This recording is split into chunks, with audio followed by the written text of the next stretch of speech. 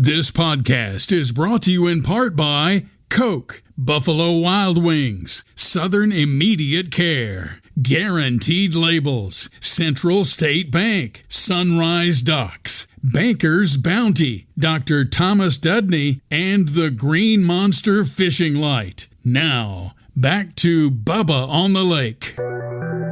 Hey, it's Bubba, hey, Bubba, Bubba on the lake. This is Bubba, hey, Bubba on the lake. Yeah, he's got it going on, gotta come and check this. Talking people, talking places from Bubba's perspective. This is Bubba, hey, Bubba on the lake. Hey, Bubba, yeah, Bubba on the lake. Let's go. Well, hello again, everybody. This is Bill Bubba Bussey, your semi-retired, mostly washed-up host, formerly of the Rick and Bubba Show, and we want to welcome you to Bubba on the Lake. I want to thank all of you for punching up the podcast and listening to it. We got a great podcast. We're going to talk with the voice of the Alabama Crimson Tide, Chris Stewart. Chris and I go back a long way. He walks down a lot of memories in this, and I am excited for you to hear it, but we're going to have to jump right into it. Of course, we're broadcasting from the Mellow Yellow studio, and we want to remind everybody of the website, BubbaOnTheLake.com. That's kind of where everything centers around that. You can go and get the podcast. You can go and check out our streaming radio station. And by the way, give us some feedback on that. Send me some emails. Tell me what you think, good, bad, otherwise. And we always have our comment line at 308 Big Lake. And I always have to say, don't forget to subscribe, turn on notifications so you don't miss anything from the show. We always want you to follow us and subscribe and tag and all that good stuff on all of our social media too. Hunter, make sure that I say that every week. So without further ado, we're going to go ahead and take a break so we can jump right into this. Chris Stewart, the voice of the Alabama Crimson Tide. Is there a better job to have in the sports world? Well, I would say any job better than that to have what Chris Stewart gets to do each week. We will be right back. It's Bubba on the Lake. Bubba on the Lake. A lot of life can happen between sips of Dasani. You know, the life moments, big and small, that are worth getting thirsty for. Like organizing a family movie night under the stars. Or hearing an old favorite song and having an impromptu dance party. Or finding a new dinner recipe that the whole family loves. The crisp, clean taste of Dasani was made for all of life's thirst-worthy moments. Dasani, because life happens between sips. You know one thing I love about Buffalo Wild Wings? You can get wings with any of their 26 sauces and dry rubs for takeout and delivery. That's like bringing an entire B-dubs home with you, which you can't do. I tried. I've knocked down so many walls, only to then be told to halt construction because I'm not zoned to be a sports bar. Kind of just looks like a big pergola or something because of the lack of walls. At least these 26 sauces and dry rubs are available to go. Buffalo Wild Wings. Let's go sports bar. Attention business owners, print buyers, and production managers. Guaranteed Labels is here to help you focus less on your printing, labels, and decals, and more on growing your business. Guaranteed Labels, your dependable printer for all types of industries. Quality, on-time shipments, and stock programs set us apart. If you're needing to focus less on your printing and more on your business, trust Guaranteed Labels. 800-741-7055 or GuaranteedLabels.com. Guaranteed Labels, still sticking since 1988.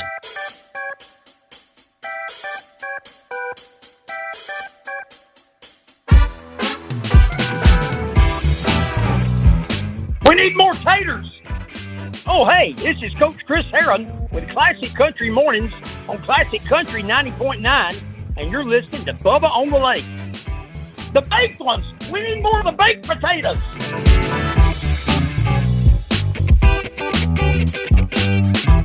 Well, on the Celebrity Hotline, as we have been getting ready for football season, we're talking to people who make it all happen from the broadcast booth all the way down to the field. And we have with us now an old friend. He is the voice of the Crimson Tide, Chris Stewart. Chris, welcome to Bubba on the Lake. My man, it is always good to hear your voice, always good to talk to you, and I'm laughing just hearing that introduction from you, thinking about the fact that all right, you're now semi-retired. And I think the first time I met you in person, you and Rick were kind enough to let me come sit in and just watch y'all you were still in Gadsden. Y'all had not moved to Birmingham yet. And we're still in the studio in Gadsden. Let me come up and hang out with y'all Chris, one morning. Did you get that to was sit? a cool thing. Did you get to sit on the van seat over in the corner? It was out of the I may station have van. actually. I think it may have been. Now that you mention it, yeah, I got to sit at the adult table, and it was a cool thing. Chris, I remember that, but I think I remember even more running into you once we had moved to Birmingham. We were over at 94.5 with Dick Broadcasting, and you. I don't know who you were working for then, but we were in the same building. But if I was working for ARN, Alabama Radio Network. Right, that's right, because you were downstairs, right? I think I was. Man, I can't even remember. You know what? I take that back. If I had a couple of different runs in that building. I was with WYDE. Right. 850. And then I moved, Rest Its Soul, as we knew it then anyway. And Tony Giles was the morning anchor. Great voice guy, by the way. Great voice guy. Tim Lennox was the news director. I remember Tim. Alan Collins was our reporter. This is before he left and went to He was Fox a TV 6. guy, yeah. He became a TV guy, but he was a radio reporter. And I did the sports because I followed Greg Screws, who had followed Ron Grillo. Wow. And I was about 25. I was 24, 25. And then I moved up to ARN, which was a couple of floors up, I think. But yeah, there were a couple of runs for me in that building. I had some good times and great learning opportunities. That's for sure. Chris, I remember running into you in the elevator quite a bit because we were either running out to the parking lot or doing something, or you were coming in, and we used to. I was probably lost trying to figure out how to get up and down the elevator. You know, that elevator was historic in a lot of ways because we had to evacuate a few times. You know, the fines had made everybody mad. We had a bomb threat, or something. And it was always exciting over there in that building. I don't remember what was the name of the building. Do you remember? Oh man, if you hadn't asked me, I could have told you. We ended up making Big Boy Bluff out on the end of it and putting our big boy out there. And I tell you, I'm still shocked at how many people used to go by and get their picture made with Big Boy in the city in the background. It was a great spot. Big Boy Bluff. Where did y'all get that from? Well, the Big Boy. Where did y'all get it? Because I grew up in Fairfield, and we had a Shoney's in Fairfield. But then also I remember the Shoney's in Hoover on 31. And I figured y'all got one from Gadsden and brought it there. But where did it come from? It actually came from Michigan. We had a listener. Oh, y'all had a Yankee. Had a Yankee Big Boy. We had a listener actually buy that for us. And then we did a whole Smokey and the Bandit deal, going to get it and bringing it back. Night. So, we had to have fun with anything we did. Oh, my gosh. Did you ever? One of the things I do remember is that y'all, this is going to be, you're going to love this. I thought I had a sideline gig lined up. I was going to be the sideline guy. This was early in my career as well. I was going to do sidelines. I think the late Jim Fife was going to be the play-by-play guy, and Kenny Stabler was lined up to do color. And this was for, oh my gosh, I think it was the XFL. Yeah, the original Bolts. And the next thing I hear is Rick and Bubba show is going to be your radio broadcast. And I went, Well, can't compete with that. Well, They've decided to go in true XFL fashion and go off the beaten path. Well, that broadcast, which was a great idea on their part. It took a dive right there, didn't it? And it has not recovered to this day. It was, y'all had some great stuff. That was really good. I enjoyed the restaurant, for crying out loud. Oh, Chris, boy, you are strolling down memory lane today. I'm not a rookie, my man. I'm not a Johnny come lately. I listened to y'all on Friday nights doing scoreboards, and oh no, that was fun. It was the best. Y'all were awesome. The old pigskin roundup. It was pigskin roundup. It was fun, but if you were doing a morning show and you had to get there at about 5, yes, to be there at 11:30 at night made kind of for a long day. I remember Saturday, I bet, was just glorious. I mean, I met myself on the highway driving home one night. I was seeing ghosts and rabbits and everything else. And I thought, something's got to give here. I can't keep this place up. It was about to kill me, and I was in my 30s.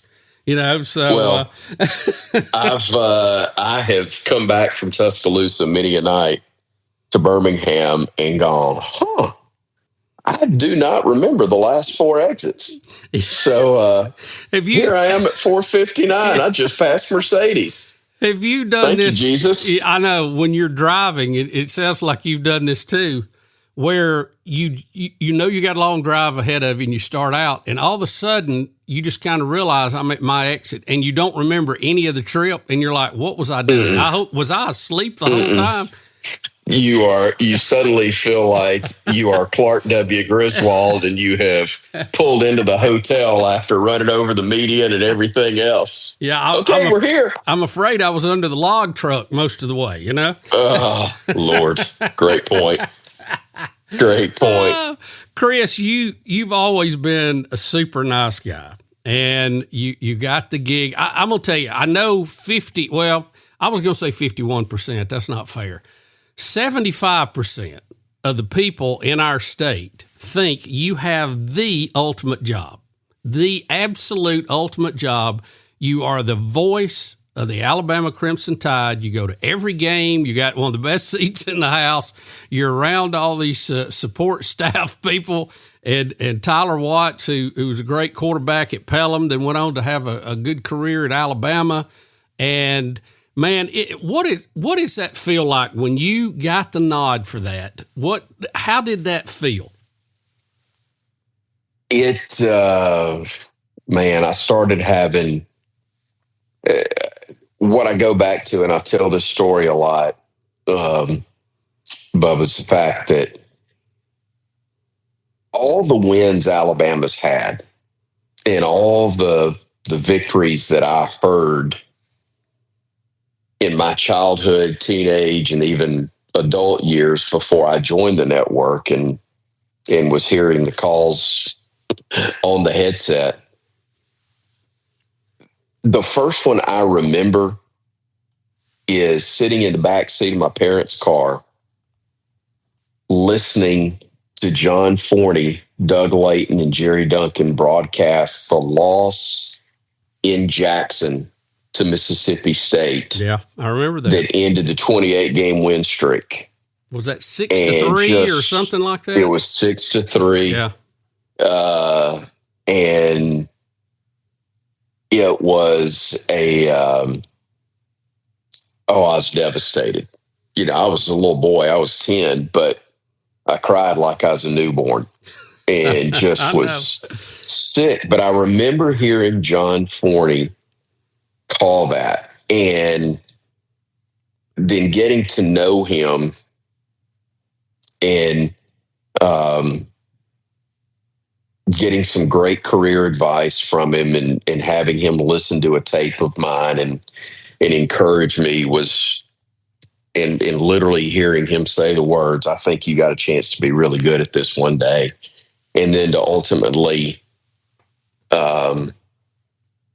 get to know and become friends with Paul Kennedy, and of course working alongside and being friends with Eli for all those years, and then to have the chance to be next in that incredible run. I mean, you're talking about just with those three men that I mentioned, going back to the early 1960s. And the fact that I'm only the fourth to have the honor of sitting in that chair is unbelievable. But as I was driving home from an utterly disgusting loss to Vanderbilt last season, it kind of hit me, man. You probably made some 10-year-old boy cry hearing you describe that loss, just like you cried when you heard John Forney describe the loss to Mississippi State. It wasn't supposed to happen, but it did. And while I hate that I had to deliver that news, I am so honored that I get the privilege of doing it. It's one of the, there might be a handful of places at most where, professionally speaking, I could have a comparable job. But for me, as a kid who, as I just told you, goes back and was an Alabama fan as a child, and so much love and respect for it throughout my life, to now have that honor of being introduced the way you introduced me, and have been on a couple of other interviews today, even just incredibly humbling. And I'm grateful that I have the opportunity to hold the job. But the past, and from a medical standpoint, I'm beyond blessed that I'm capable of doing the job. We're talking to Chris Stewart, the voice of the Crimson Tide. And Chris, you're right. I want to focus on that a little bit more a little later. But since you had brought up John Forney, I remember listening to him. He's one of the first announcers I remember hearing. Gary Sanders was doing across the state down at Auburn, and those guys were bigger than life. I mean, they no absolutely doubt put you there. Let me ask you this: since you brought that up, we've been going down memory lane. Do you remember a Saturday morning show? It was about 30 minutes, may have been an hour. It was called Fife, Forney, and Feinbaum. Do you remember the that? F-Troop, Frightened Football Forecast? Heck yeah, I listened to it. We used to I've run talked to Paul about this. Did you? Yeah, so I would listen to it, and Fife and Paul would sometimes team up on John, or another combo would get the other one, and it was great radio. I mean, it was great radio. We used to run that at one of the stations that I was at, and I'll never forget, it came on a cassette, and we would get it about Thursday, and then we ran it on Saturday morning, and I thought it was outstanding. I never thought that it got the praise that it deserved. And I was we've been talking about it on the podcast, we're going to develop some more shows, and one of them I want to develop is called the Tailgate Show. And the whole concept of that is based off of that show. I thought that was outstanding. They used to want us to mail the tapes back to them so they could, re-record them. And isn't that funny? In this time we talk about that. But I wanted to carry the tapes home and keep them so I could listen to them again. It wasn't about the games, and it wasn't about the predictions. No. It was about the camaraderie between all of them. And I just thought it was a great program. It was terrific and really entertaining, and they had fun. And, Jim Fife was great. The coolest broadcast, one of the coolest things that I got to do early in my career, and I can't believe now I even got to do it, is, you remember Sports South before it became Fox Sports Net? Yes. But it was the original Sports South cable channel. Yeah. Sanford and Troy played each other, and I was fortunate enough, I got to do the sidelines for that TV broadcast, but Jim Fife did the play-by-play and the recently retired offensive coordinator turned associate AD for external affairs at Alabama, Mal Moore, did the color. So here I am as 25, 26-year-old on a broadcast on cable television, regional cable television, with Jim Fife and Mal Moore. And one of the, you're always, when you're a sideline guy for TV, you're trying to look for something unique. And I'm going through, my brother played football at Sanford in the 70s and was on their 71 D2 national champ. I don't know, I'm sure they called it D2 then, but it was what would now be Division II national championship team. I think the same year Livingston won the NAIA championship. And anyway, I'm thumbing through one of my brother's old programs because Steve's 19 years older than I am, and I was alive, but I was a baby, literally, when he played. And I'm flipping through one of the old programs, and it's got the radio page. Okay, all the info about their radio network that just about all of them have. Jim Fife was the voice of the Sanford Bulldogs. And I don't know if he did it for more than a year. I think he did it for maybe 2 seasons.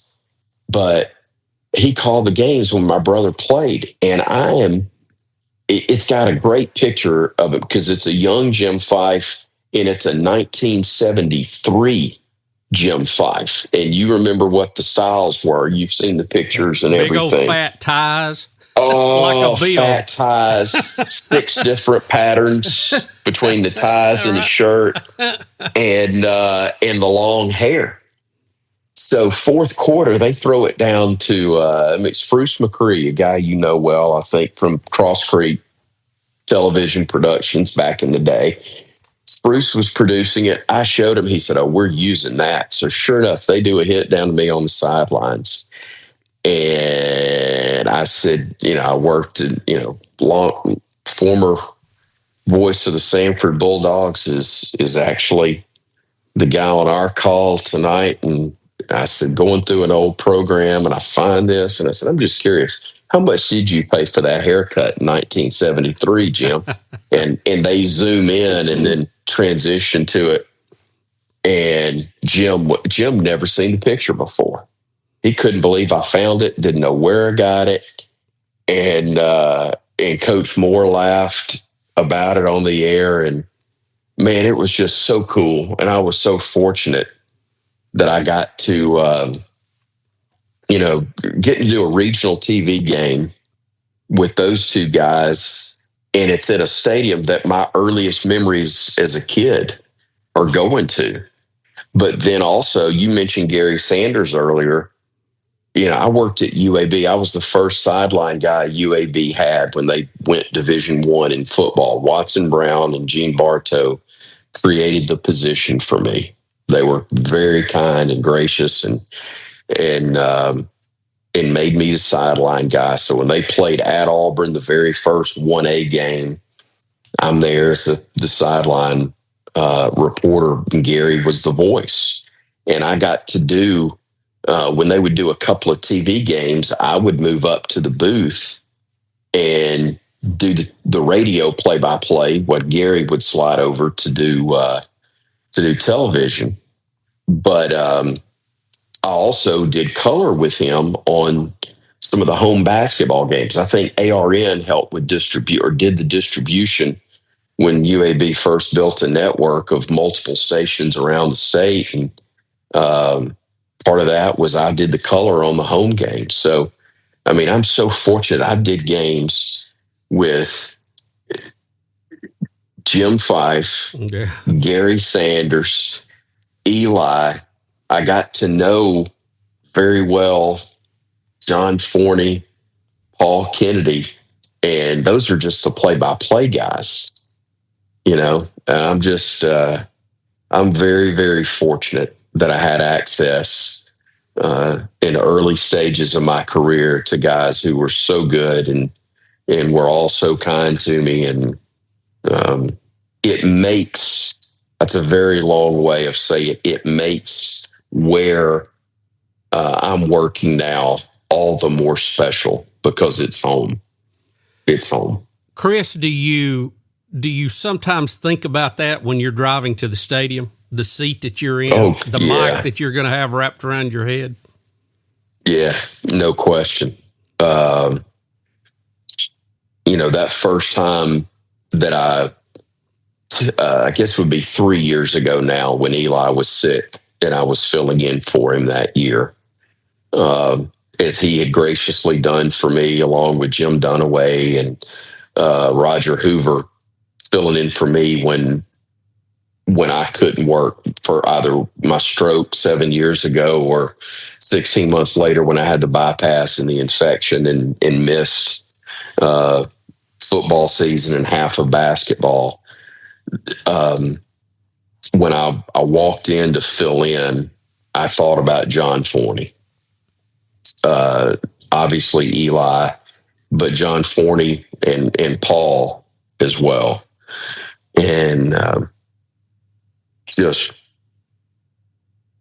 it blows my mind because I'll tell you another connection that goes back even further. Maury Farrell did the play-by-play with John on the color before John took over the play-by-play role. I think it was about the time Coach Bryant became the head coach. It may have been a season overlap. Maury may have done the first year of Coach Bryant, but John was the guy primarily on the play-by-play call during Coach Bryant's era. But before Maury Farrell, there were multiple stations that made broadcast ball games because there was no exclusive rights holder at that time. Right. And I got to know a guy when I was 14, 15 years old, I guess. I was playing junior golf, but I also worked. It's a long story, but I worked for Lee Harper, who was the pro and managed Frank House Golf Course in Bessemer. And Lee had put on a clinic there for youth that I took part in. I was the only kid on the range who'd really ever held a golf club. And I was left-handed, so I stood out a little bit. And this older man notices me and says, "Hey, let me guess, you've done this before?" And I said, "Yes, sir." I'd played in a few tournaments by then. And he brings Lee over, asked me where I play, told him I didn't, belong anywhere. I played at Westside Golf, which was a driving range and par 3 course in Powderly. He said, "We need to play a regulation course. I need to be, belong to a club or something." I said, "Well, I appreciate it, but, that's not really feasible for my family." And he said, "Your parents here?" I said, "My mom's sitting in the parking lot waiting on me." He said, "Let me meet her." Takes me to her, and Lee tells my mother, said, "If you'll get him to my golf course at 8:00 in the mornings, he can wash carts and gas them up. And I will let him play in the afternoons for free." So he said, "I'll have him here at 8:00. Well, the man that, for lack of a better term, discovered me on the range for this thing is a guy that would drive me from Frank House over to where the range was, where they put this clinic on. They were in separate locations. This man we drove around picking up golf balls before the clinic started each week. And, in the golf ball picker, the little truck or whatever. Oh, yeah. And while he's driving me in this cart, telling, we're going to pick up the balls, he's telling me about his radio career. He'd been a DJ in Birmingham. He did all sorts of stuff. But among his responsibilities was doing sports. And he was one of the play-by-play announcers of Alabama football. His name was Leland Childs. And I thought, you got to be kidding me. 14 years old. And this is so we talked John and Paul and Eli, but I know the history of Maury Farrell, and I personally knew Leland Childs. And it's just amazing to me that I get to be one of those guys now that does that. It's incredible. You know, Chris, you were very lucky to be the guy washing the carts. I started at a golf course too, and I was I was a weed removal technician. And I did that too now. And trust me, I did that as well. They strapped that weed eater on me, and I said, how far do you want me to go? And they said, you see that mountain over there? It was about 3 miles away. They said, go to the top of that and come back. And I was like, that's going to take me. I didn't have to do that, but I did have to do that deal that the crabgrass. Yeah. You know, we had some crabgrass right around the greens or on the edges of the greens. And they had this device where you could remove it. It still wasn't as tough as that weed eating. But, daylight today when it's about 115. Yeah. And, it didn't help me decide what I wanted to do for a living, but I was able to mark one off. You know, I go, well, this ain't for me. Okay. I'm going to narrow it down to the ones that include air conditioning. Yeah. You know, it don't have to be air, but just maybe not direct sunlight for 8 hours, you know. Exactly. And the year that was going on, we were having some brutal summers too. I mean, it was these 100 plus. I mean, we had football players dying, you know, I remember that at summer practice. And it was, it was brutal. But Chris, listening to your story, and we're talking to Chris Stewart, the voice of the Alabama Crimson Tide. There's something that really resonates with me, and it's the fact that I know a lot of people, and you see this with rock bands sometimes, or singers or performers, they think this guy just showed up and he was a hit. You worked your way up, man. Every time there was an opening, every time there was a microphone, a sideline mic, a producer's clipboard or whatever, you grabbed it and ran with it. And over time you learned and you hammered away at the industry and was able to, you know, like the cream, rise to the top. And I think a lot of people nowadays don't want to put in that effort. They don't envision that leading to something. They want immediate satisfaction. I want followers, you know, I want, you know, tweets about me, you know, all this, but it was a process. Well, I'll be honest. If, you know, you're thankful for what you know, sometimes you're thankful for what you don't know. And if I had known some of the struggles that I'd gone through, professionally and personally, I can't tell you I'd have gone down the same road again. But when I graduated Montevallo, I didn't have a job. I didn't. I had one broadcast job that I even had a call about, and I couldn't get them to. I mean, it was a barren field close by, you know, and it was frustrating. I was working, kept a job that I had towards the end of my last semester or last year of college, working at Hibbett Sports, and just got more hours. I took a job working for the Over the Mountain Journal, which was a newspaper that came out every other week. I had a part-time gig. Then I got full-time as the office manager and writing some stories. I wasn't even the sports writer.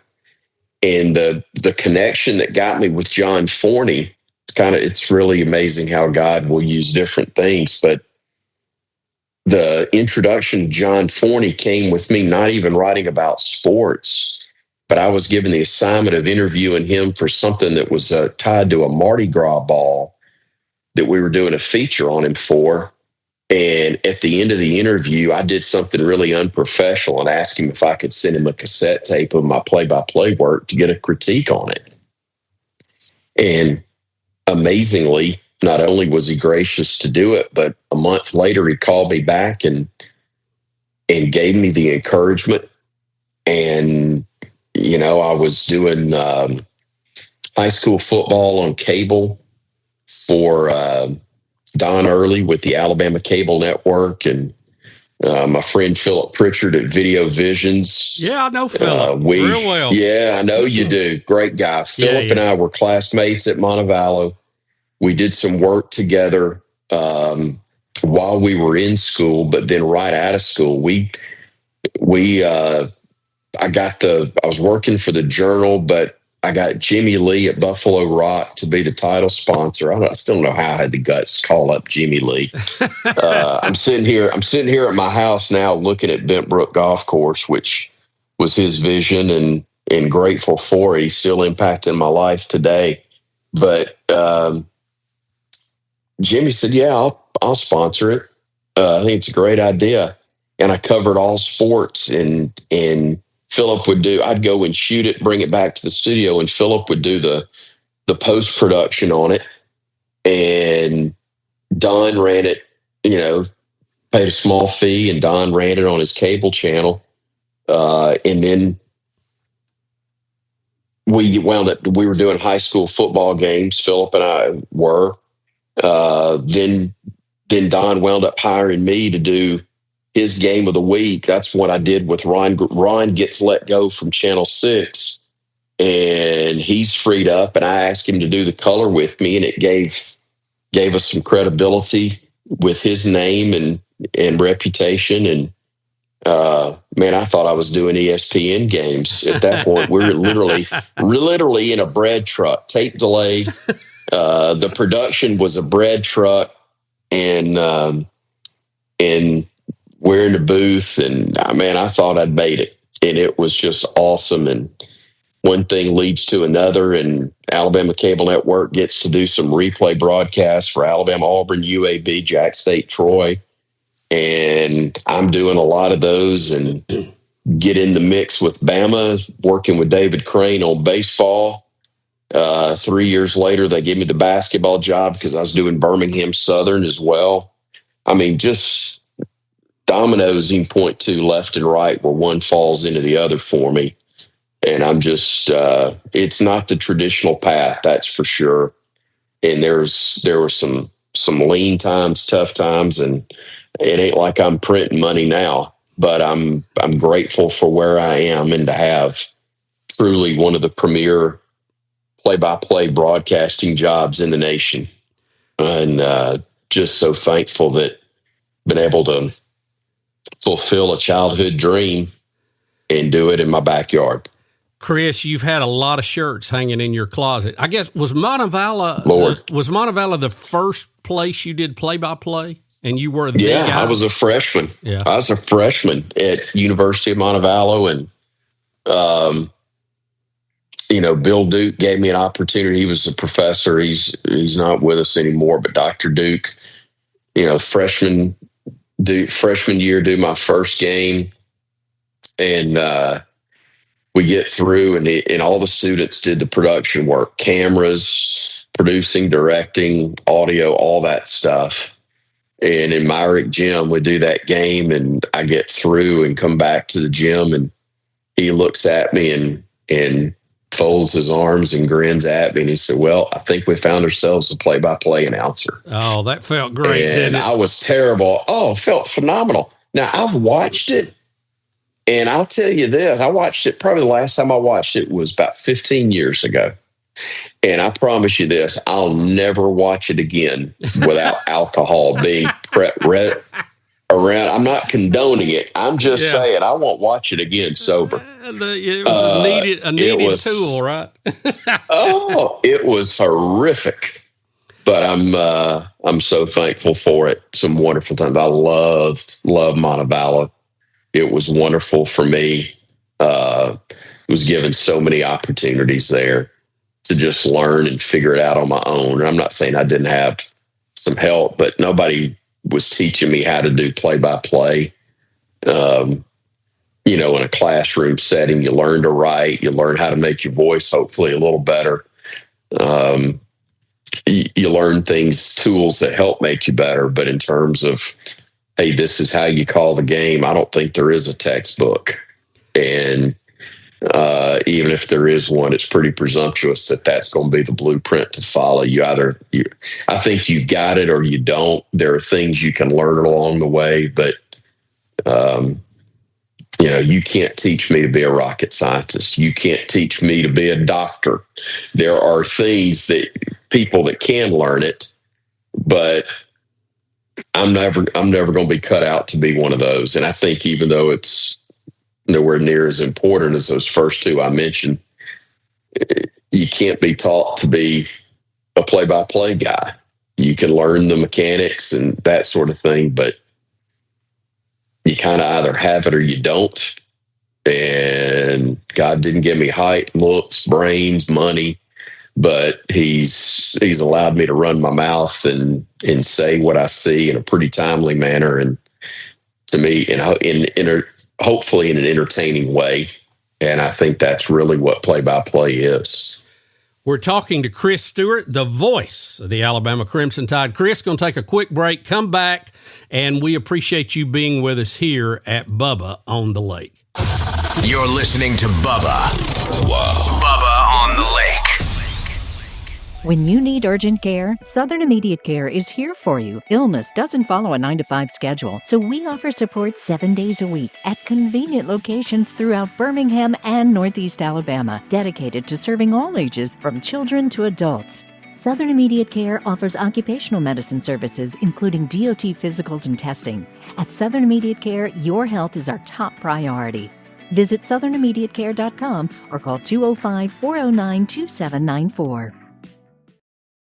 Just got that new boat? Let Sunrise Docks protect your investment with Swift Shield boat covers, Neptune boat lifts, and easy ports for your personal watercraft. Plus, they have composite decking that stays cool, designed with your feet in mind. Sunrise Docks is always first in quality, first in service, and first in customer satisfaction. Right off Highway 63, your Lake Martin headquarters, with 2 barges and the most experienced boat lift crew on the lake. Sunrise Docks is your lake life expert. Call 256-392-5200.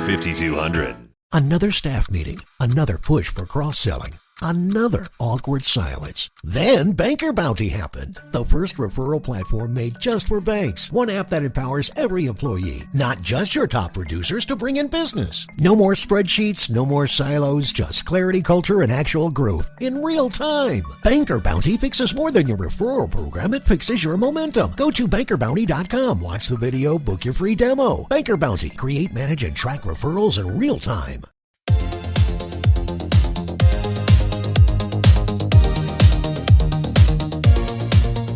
Hey guys, this is Andy Irwin, director of movies like I Can Only Imagine and American Underdog, and you're listening to Bubba on the Lake.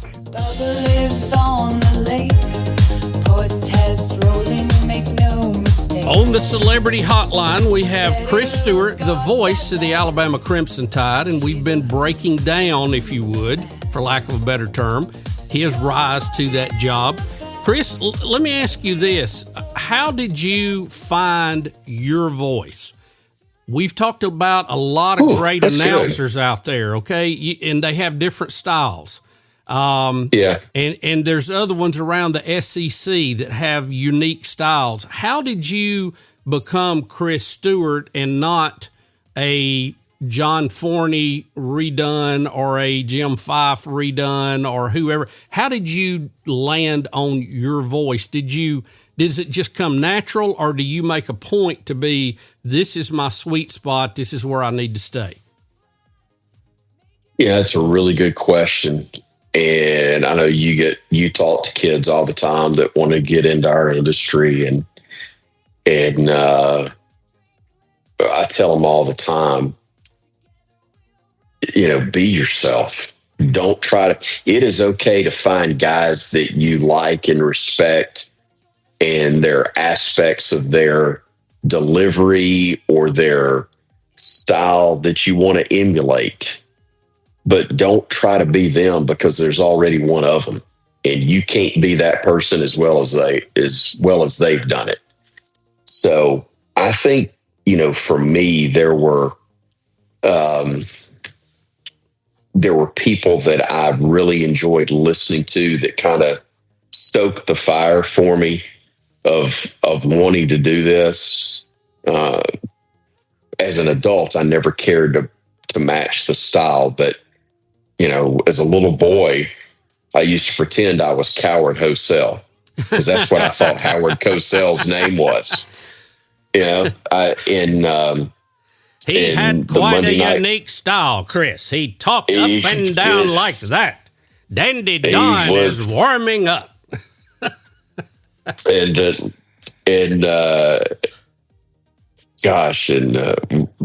stuff he did you knew it was a big event if he was doing it. But, that's kind of what got my attention as a kid about sportscasting. But then Keith Jackson, Al Michaels, do you believe in miracles? Yes.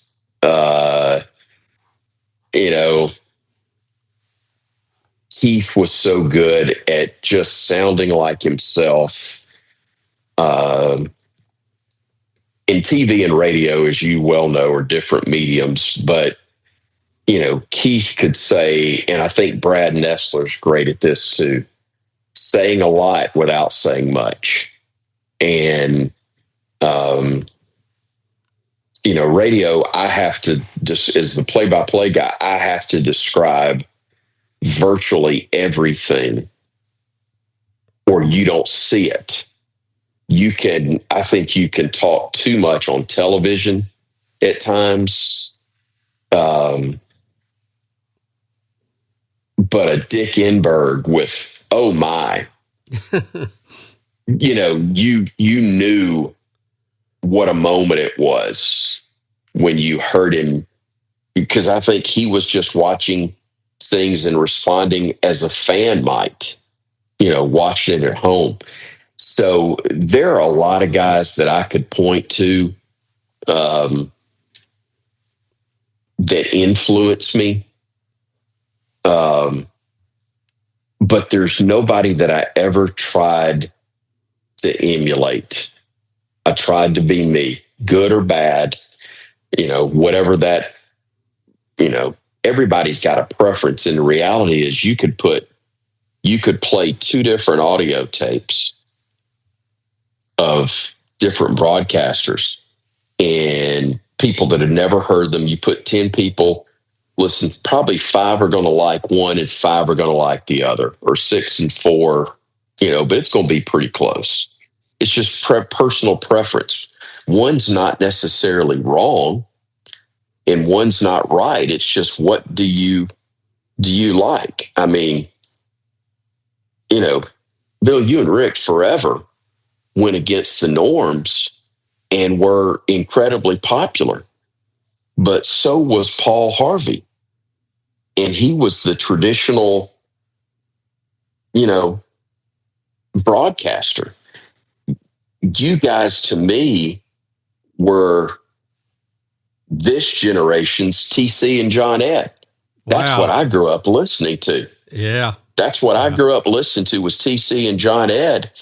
And I think y'all were being yourselves, but you captured something that nobody did before or since that I'm aware of in the market. I know you guys had national reach, but, Rick being the quote professional guy like Tommy Charles, and you being you just like John Ed was.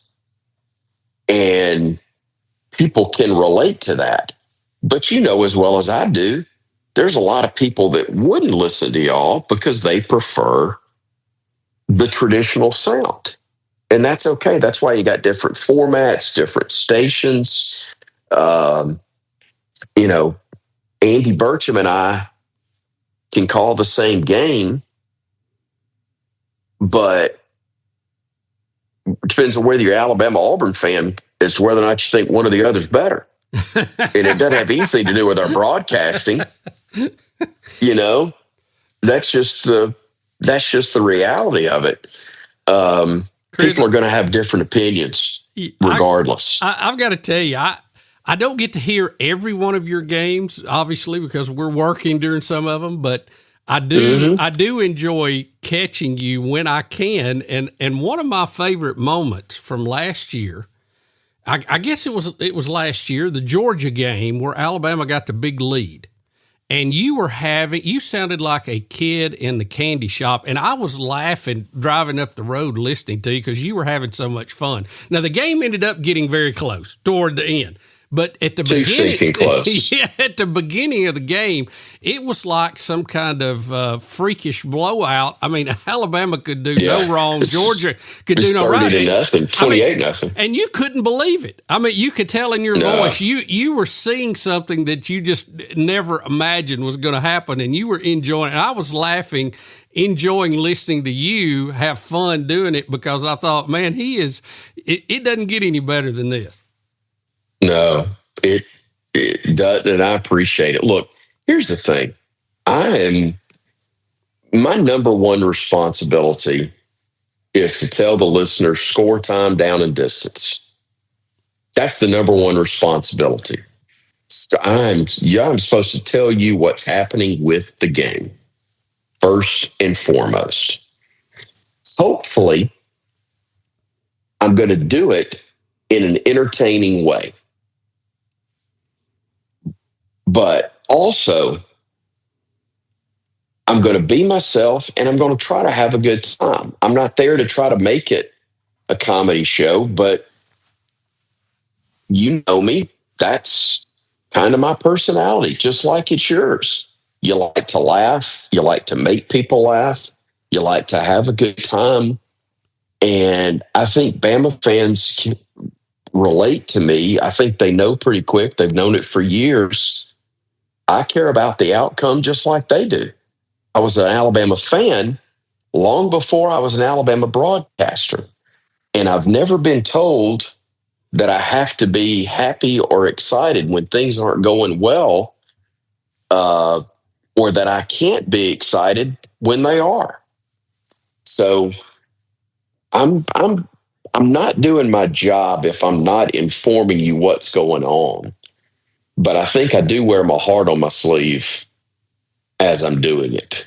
And I think that resonates with people, and the folks that sign the checks or sign off on me hadn't given me any grief about that. So I guess it's okay right now.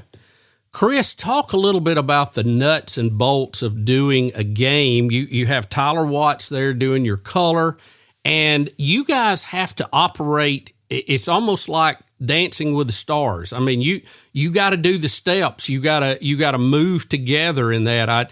I discussed that with your predecessor a little bit earlier. Tell me about what you expect from your color guy. When do you turn it over to him? When do you expect it back from him? How does that work with you guys? Well, so much has changed with the game itself, which changes what we do. You know, I've done a good bit of television play-by-play as well. I was doing high school games up until about 3 years ago on Friday nights with Tyler. I mean, we did about 16 seasons together of high school games, and that's after I called 4 years of his. And it is it's much more challenging on radio with the pace of the game now than it used to be. And what I mean by challenging, it's not that I'm better now than guys were, you know, previous to this pace, but where the challenge comes in, you've got analysts and most have a sideline reporter there for a reason. There are things that they add tremendously to the broadcast.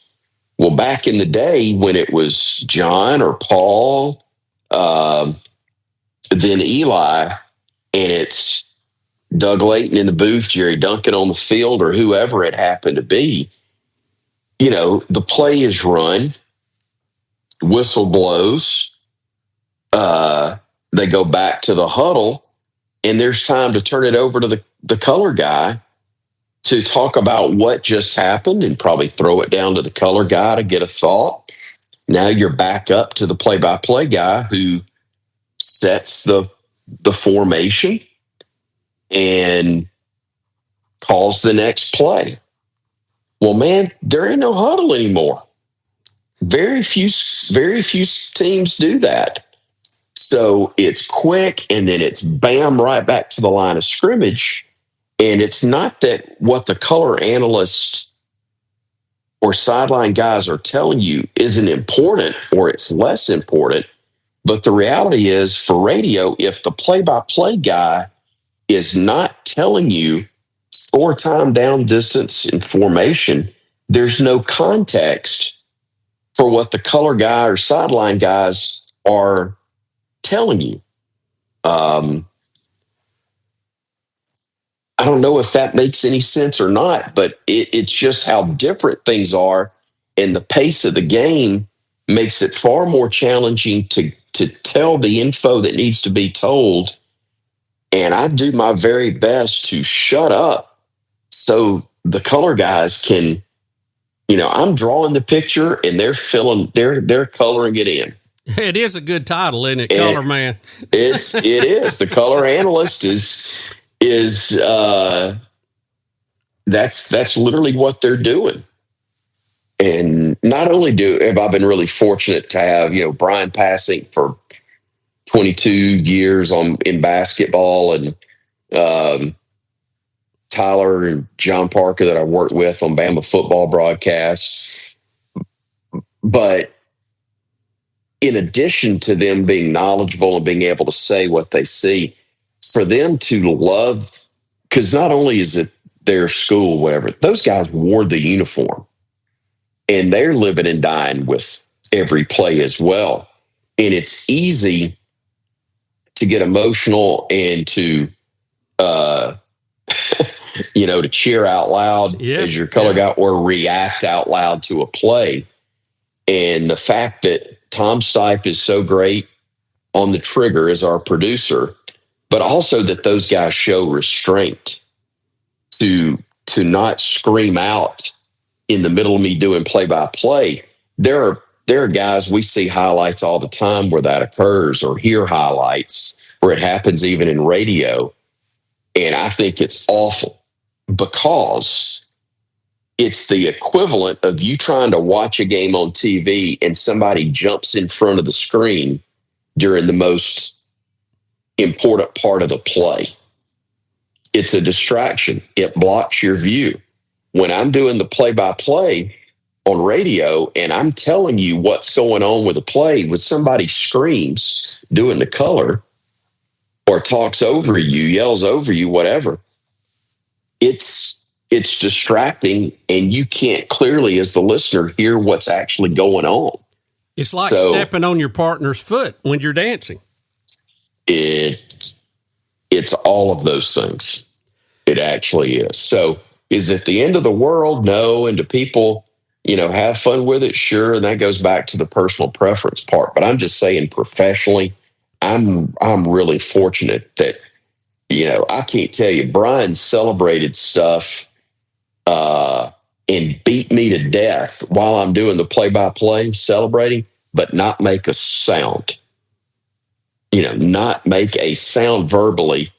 But I remember when Alex Reese, it turned out we lost the game anyway, but you remember when Alex Reese made the 3 at the buzzer against UCLA the year we were in the bubble for the NCAA tournament? Yeah, and you know what's funny about Alex? I knew him when he was tall enough to walk under a table. When his mom and dad, his dad worked out at the Pelham Racket Club. I've known Alex a long time, and phenomenal people. Yes, and great, and was so happy for him. He played through all these injuries, and it looked Brian. like he'd say, it looked like in that moment that he'd salvaged the game. We're going to go win in overtime. We're going to go to the first Final Four. And, of course, none of that happened except the overtime part. But in the moment, you don't know it. It was so big. Brian literally is tackling me as I'm, after the shot goes through, and I'm describing what's happened and everything. But he didn't make a peep. Dang near killed me, but didn't make a peep the whole time.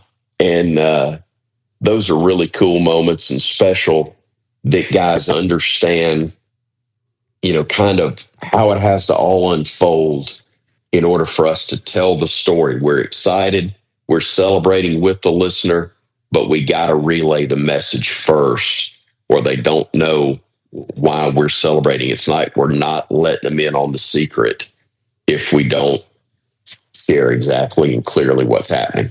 We're talking to Chris Stewart, the voice of the Alabama Crimson Tide. Chris, you mentioned it earlier. You kind of touched on it. Tell us a little bit more with whatever amount you want to share about the health scare that you had, and how are you now?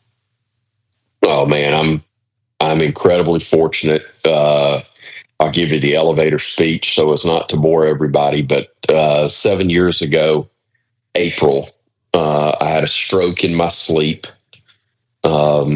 It took quite a while for it to be diagnosed that it actually was a stroke. And normally in the stroke world, if you don't have the blood clot cleared within an hour or two, your quality of life goes down if you survive at all.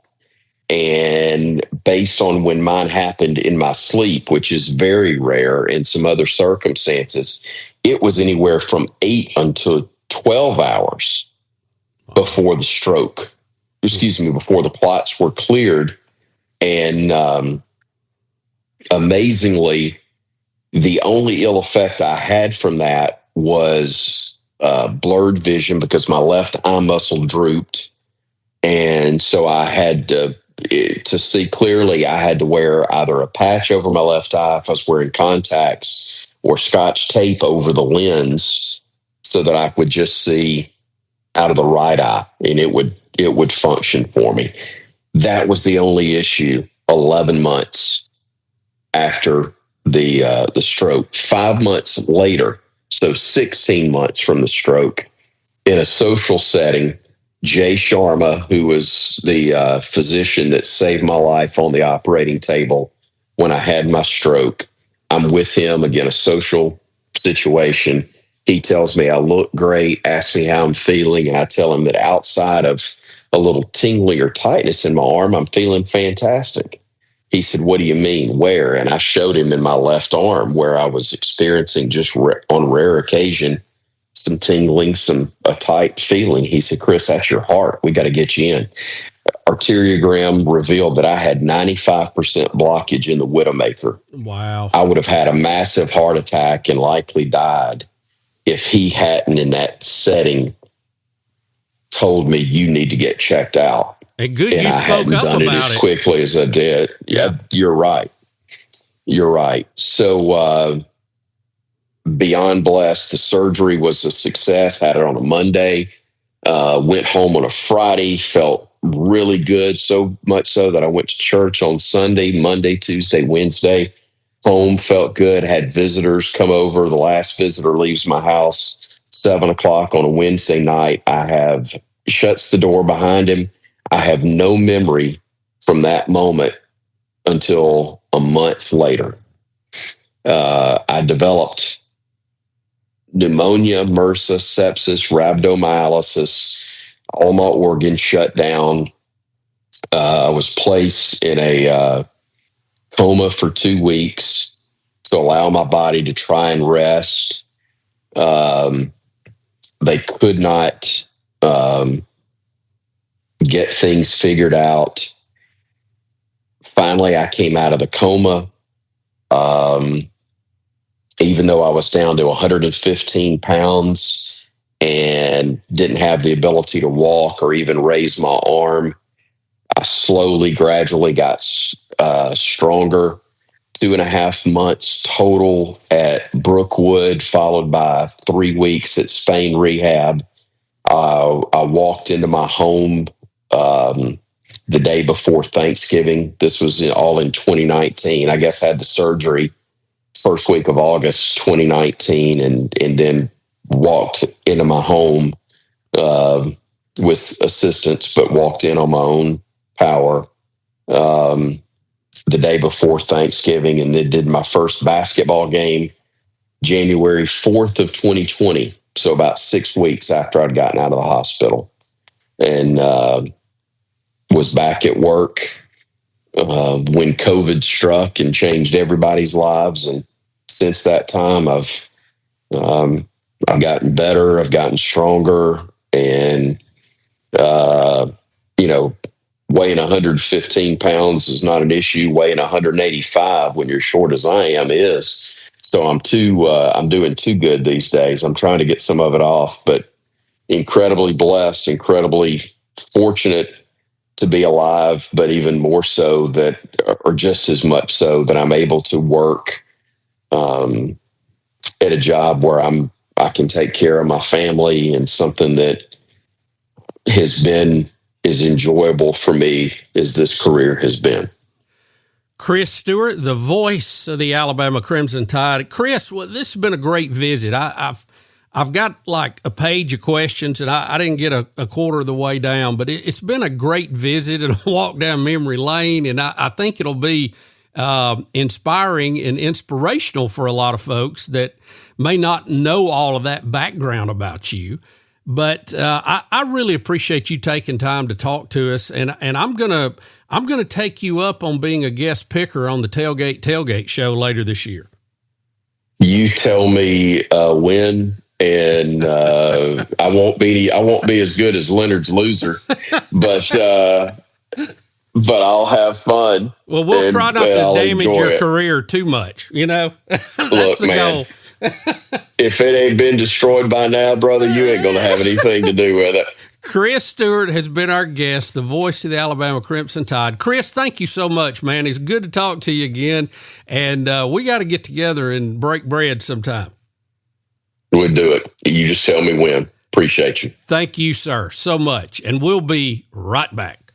You're listening to Bubba on the Lake. Hit me bad. A production of Intergalactic Pants and Tees. All rights reserved. At Central State Bank, we believe community banking is more than just transactions. It's about relationships. For over 100 years, we've been helping neighbors grow, businesses thrive, and dreams become reality. Because when you bank local, you invest in your community. Central State Bank, large enough to serve you, small enough to know you. Visit us today or learn more at centralstatebank.com. Member FDIC. Dr. Thomas Dudney has been my family's dentist for over 20 years. And about that same time, 20 years ago, he gave me a new smile with veneers. And let me tell you, it was one of the best decisions I have ever made. I had no idea how people interacted with you so differently, personally and professionally, if you had a nice smile and you could smile at them. Right now is a great time to check with Dr. Dudney about the possibilities of upgrading your smile. 205-663-6545 or visit thomasdudney.com. Illuminate your night fishing adventures with the ultimate in submersible fishing light technology. The Green Monster Fishing Light attracts bait fish and game fish in all water environments. Turn any dock into a vibrant feeding frenzy. Compact, tough, and energy efficient. The Green Monster Fishing Light will provide endless hours of family entertainment and enhanced nighttime visibility for safe docking. No dock, no problem. With our 24-inch portable Green Monster Fishing Light, start landing trophy fish tonight. Visit thegreenmonsterfishinglight.com.